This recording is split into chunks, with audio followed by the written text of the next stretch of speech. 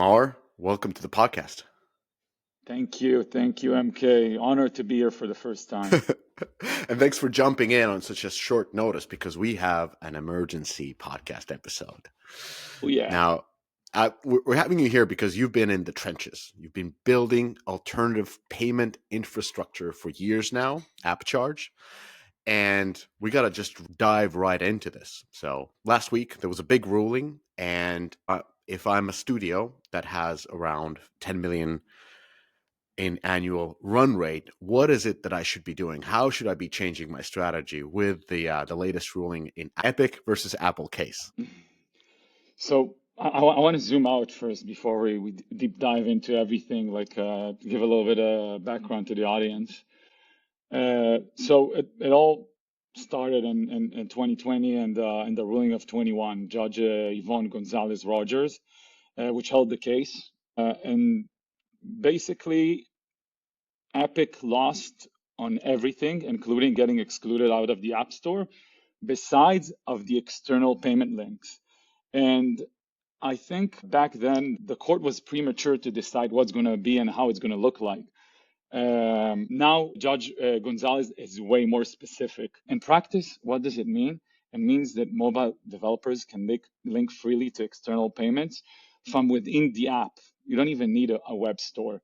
But let's hold our horses. I don't think it's the end of this court case. What does it mean? It's a big moment. It's a big moment for all of us. We won the battle. It means you can link freely from iOS, but only in the US. If you're a small studio or a medium-sized studio, 10 million a year, it's just way more simple now to sell directly to the consumers without paying the Apple tax.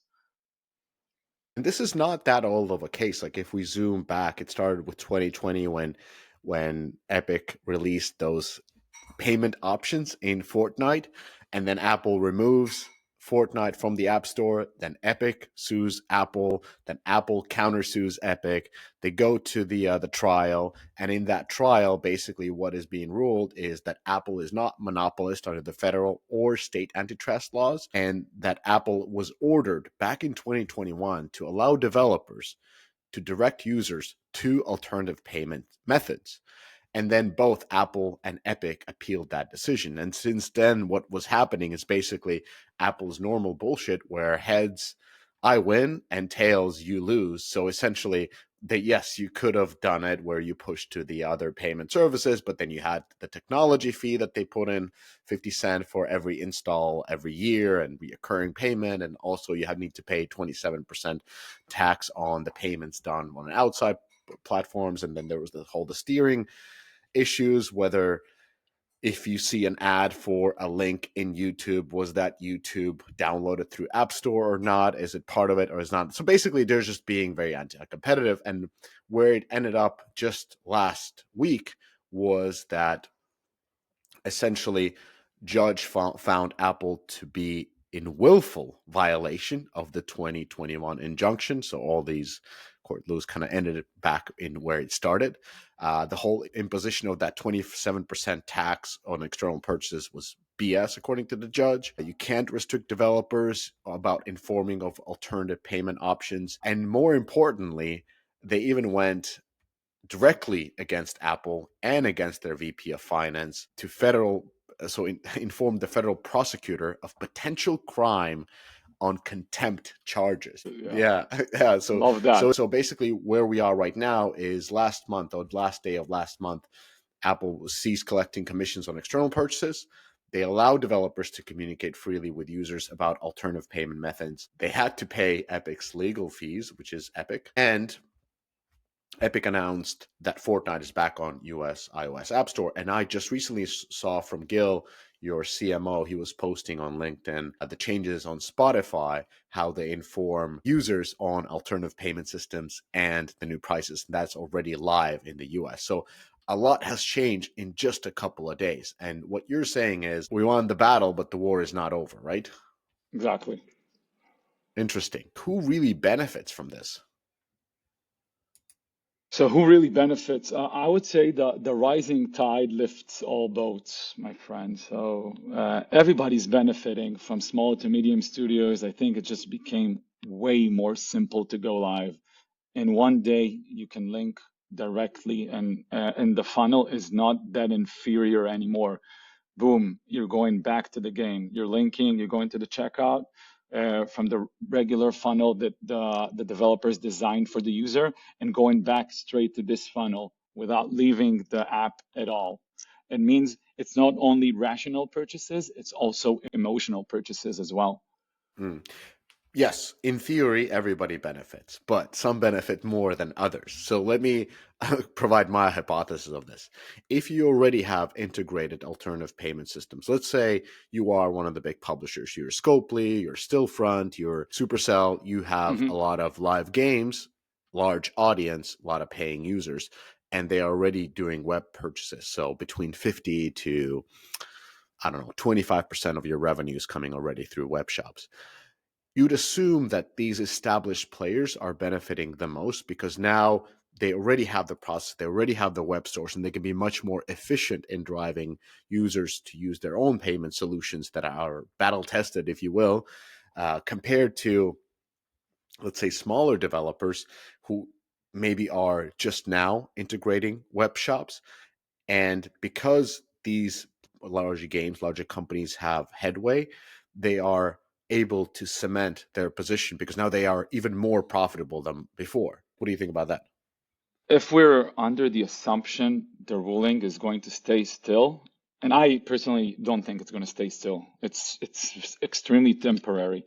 But assuming it would, on the contrary, be, due to the simple reason you just don't need a store and you don't need to pay to get a lot of extra value and do the extra effort to steer users to the web stores.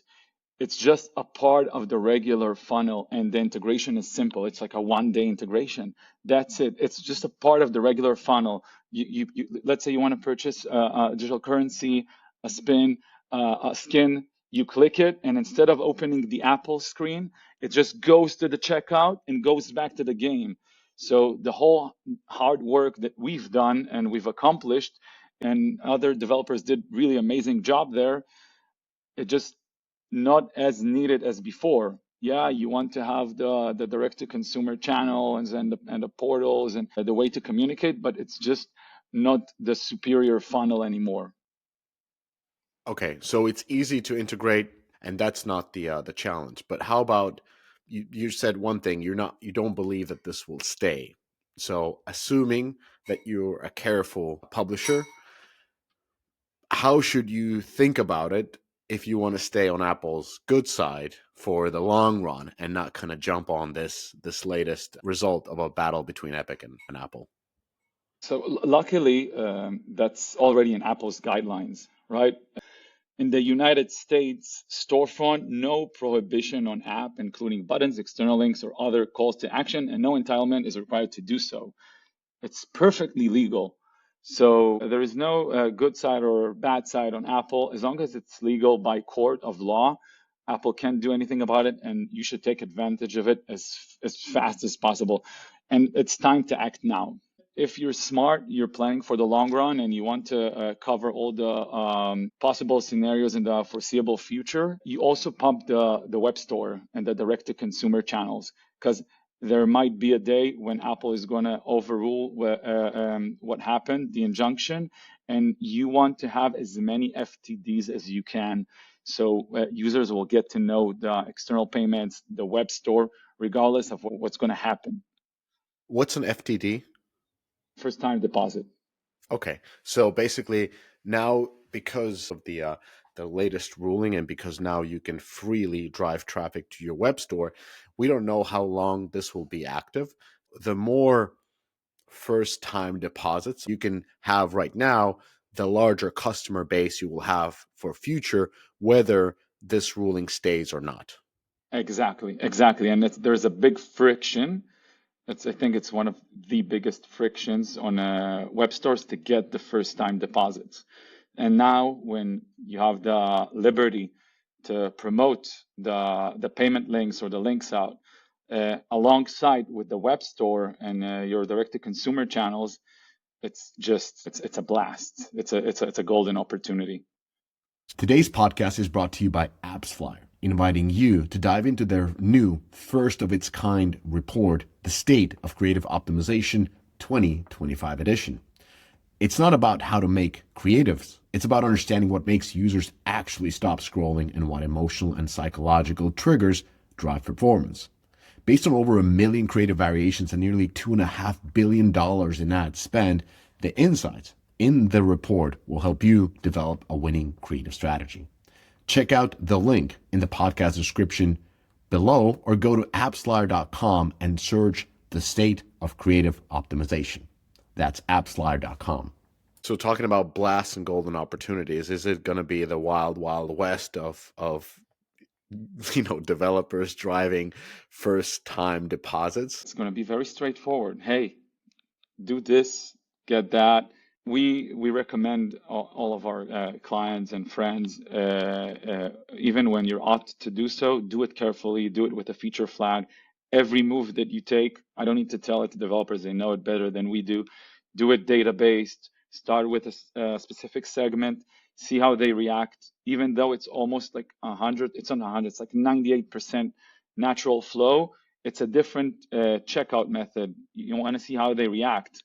Maybe you want to pop a window before it's like, hey, this is our new payment method. So do it carefully, do it smartly, and then you will be the victorious. Got it. So first thing for a publisher or developer is set up a task team, basically product managers and UI designers and an artist and maybe a programmer to work on experimenting with your web store flow, trying different A/B tests, seeing the conversion, just doing the normal product management stuff to optimize it. So even though the integration of a web shop is not that difficult, optimization is a part of any game, web shops included. Exactly. We're talking about the payment links in specific, the link outs, yeah. So we've been talking about these smaller to mid-sized studios who can immediately benefit from this by setting up their web shops and starting to optimize against them. What about the large publishers? Like, what is their strategy? What kind of opportunities they have that the smaller to mid-sized developers don't have? Everyone should connect these purchases to their MMPs. And then the larger ones that are sophisticated and have deeper pockets, they can already take into the account the new LTV. And when you take into account the new LTV, you're competing and you're bidding better on the user acquisition market. So I think this is one of the strongest benefits the larger studios has, but the small medium one has. From my experience, they're more agile, they're nimble, they're quick, they're moving fast, they're testing fast, they're going live fast. So if you could do both, you're going to be a winner. And weren't they able before connect that new LTV to web shop users, or is this just a new opportunity? No, they were 100%. It was Mhm. always a part of our pitch. Now it's just very significant. You're able to steer half of your traffic, take it on their account, because it's not going to happen in a day. But if you're planning it ahead and you're already spending like you're doing it, you're going to be ahead of everyone in the market. So basically, you're able to bid more, and in a market that is not growing significantly, you're taking larger market share and taking market shares from others that are late to this new LTV enhancement. Yeah, exactly. So you talked about this ruling not maybe staying over time, and we know Apple doesn't take anything lying down. So what kind of a counter moves could they make, and how would this impact developers who are jumping in on this web shop train or have jumped in and now just, really optimizing against it? It's an interesting question. So just firstly, let's understand the math. Do you know approximately how much Apple are profiting in percentages out of their EBITDA on the App Store? EBITDA from App Store revenues, I would say less than 10%. So it's even more. It's like 15% of the of Apple's EBITDA. Wow. So it's even though the revenues are quite small, the profitability is incredibly high. profit is incredibly high. Apple's EBITDA in 24 was $136 billion. App Store revenue was 91.6 billion for Apple, and let's say on average they're keeping 25% out of it, and they have incredibly high margins on it. I would say more than 90 something percent. They're saying not because they are incentivized to show it differently, but the number is probably around $20 billion profit to the underline. So Apple is not gonna let go. It's big bucks for them. I think they're gonna fight it first and foremost on the federal level, on the state level. Um, and then they're going to look on how to optimize specifically with developers, probably trying to get back into like ASO considerations, mostly for developers that are counting on organic promotions. But that's the only thing that I can imagine. You can't stop the progress and competition. What's the practical advice on if you really want to move fast, and as you say, like, you need to take advantage of this right now, get the first deposits in, establish that customer relationship if that still does not exist, but you don't want to also get burned by future policy changes. Like, it's a challenging thing for an executive to think, is like, how much should I be investing into this, knowing or not knowing, having a hunch that something big is going to happen. It's a good question. So it's since the integration is very straightforward and simple, I would advise first and foremost integrate a payment link. It's one day of work. Start testing it, do it smartly, like just like we said. Start steering traffic directly to your payment link or your link out. That's like the short-term plan. On top of it, I would still highly recommend to establish the direct-to-consumer strategy, web stores in specific, for the day that the ruling is going to be overridden, and promote both. Test the payment links, the steering directly, and now you're perfectly obliged to promote your web store, your direct-to-consumer links, your loyalty programs. So just do both. The web store is a bit of a longer integration, but that's like the short and medium-term strategy I would recommend. So just to summarize this, like the playbook, now I'm running that $5 to $50 million mobile gaming studio. Early things, payment link right away. And the payment link basically is when I'm trying to purchase something from the store, it gives me an option whether I want to use Apple Pay to get the missing gems, or I want to use this channel that will give me ability to store my credit card and use my direct deposit essentially to pay, right? You don't even need to present Apple's payment method. Like in today's rule, you can strictly go directly to yours. You need to test if it's not if you're not losing on the funnel, but you can go directly solely to your payment link, your link out. Yeah, that's how straightforward it is. Wow. After you're doing this, simultaneously promote your direct to consumer channel, your inner circle, your loyalty program for the day to come, to make your users, your players aware of what's going on out there, to make the FTD, just to lose friction for and to be the developer that planned ahead.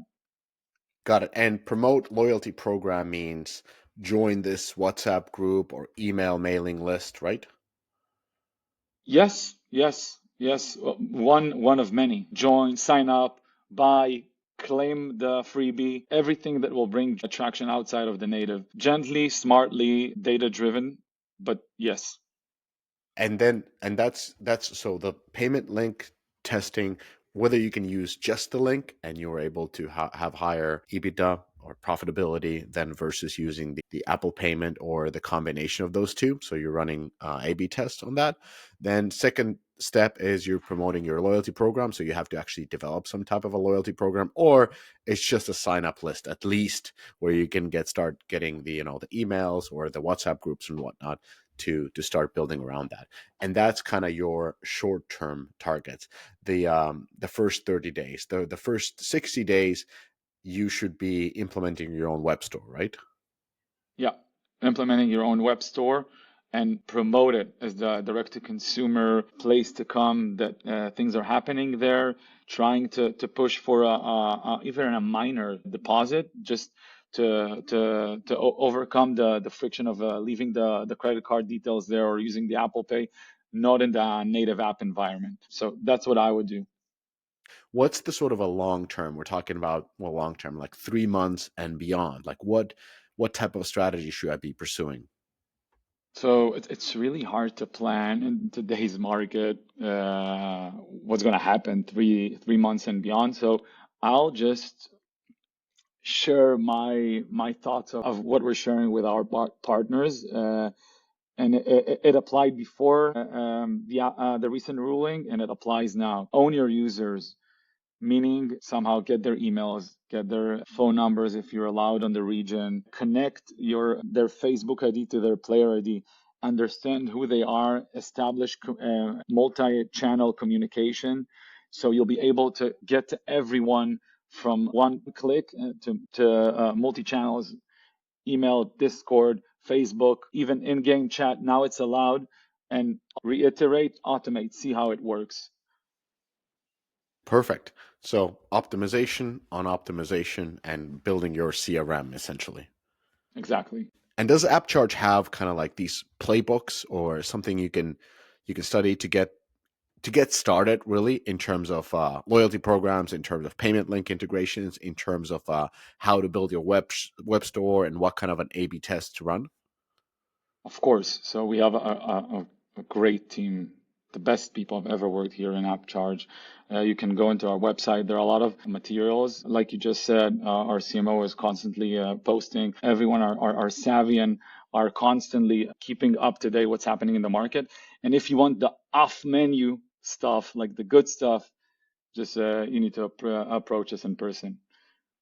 All right. So I'll add links into the description below. So both your LinkedIn, your CMO's LinkedIn, link to AppCharge's page where you can find all kinds of material that gets you started, gets you collecting your customer relationship base, and hopefully increasing your LTV significantly enough so you can take larger market share.